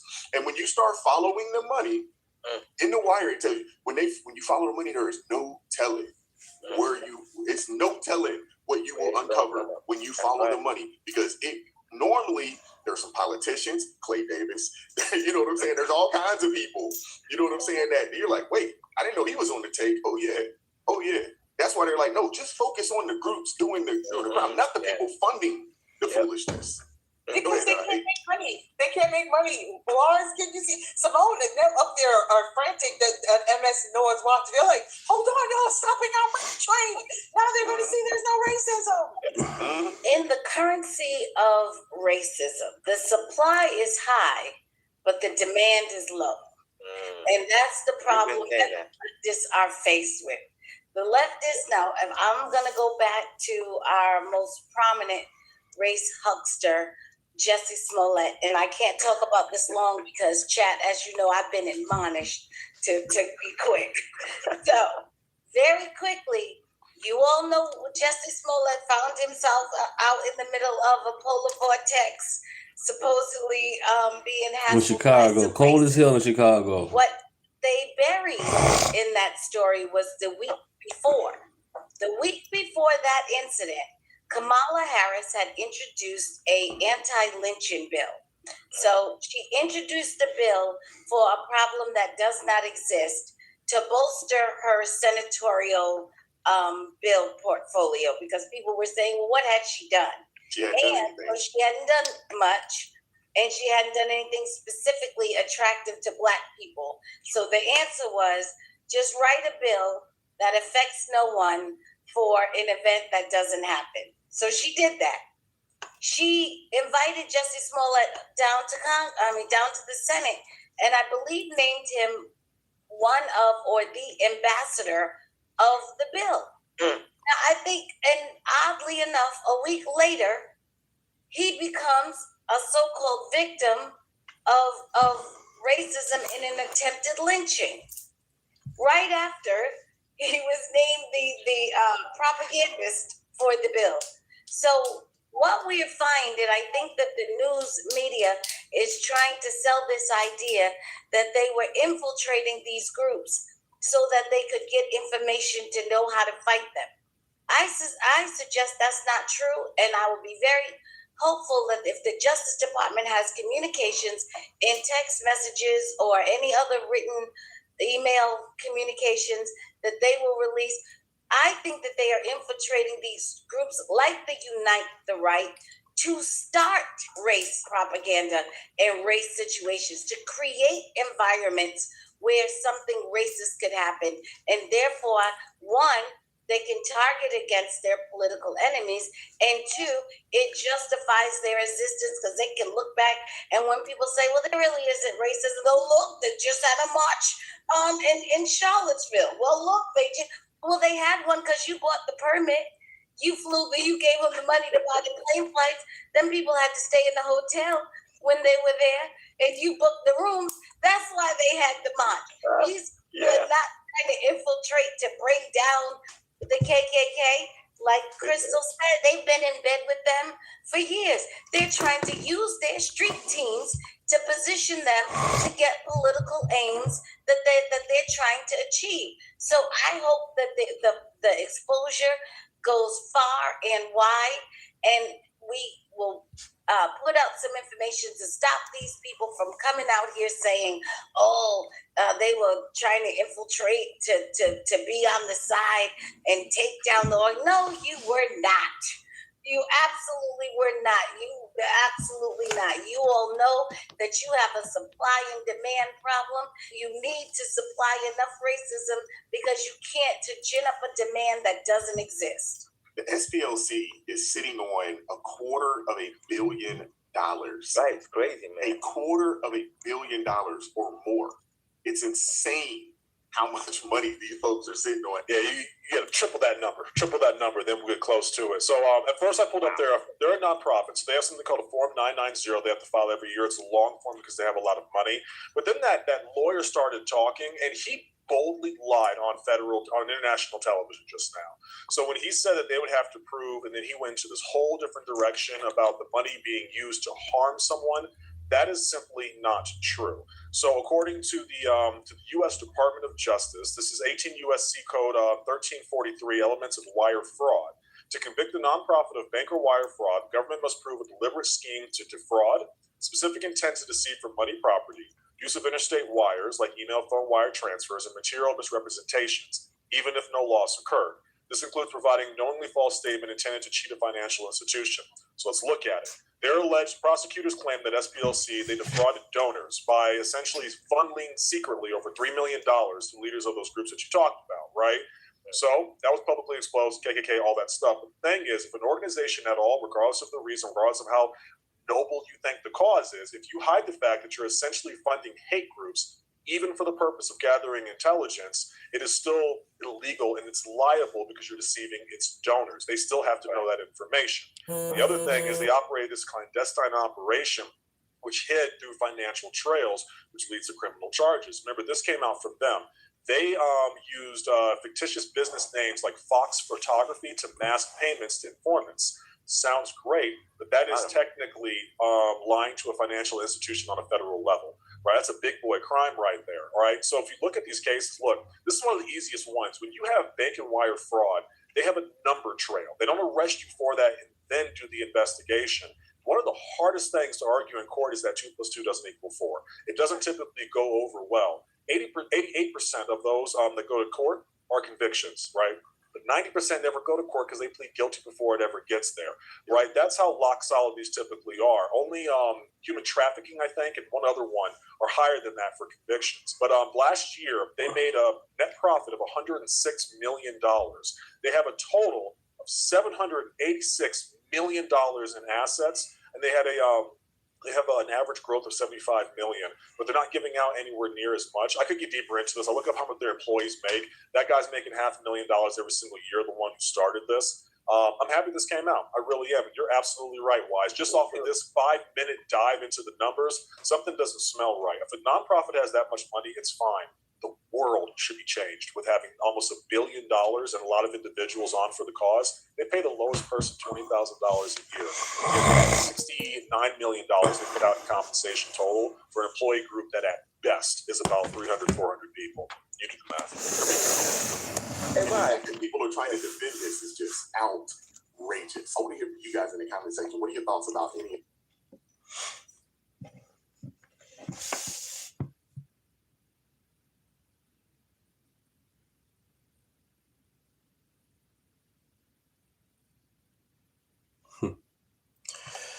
All right, you guys, our live stream about 1 hour and 54 minutes. I was just showing over what happened with Trump and the other guests at the White House situation. I'm glad everything's all right. Like and subscribe to the channel and share it. Name is Deontay. Thanks for stopping by.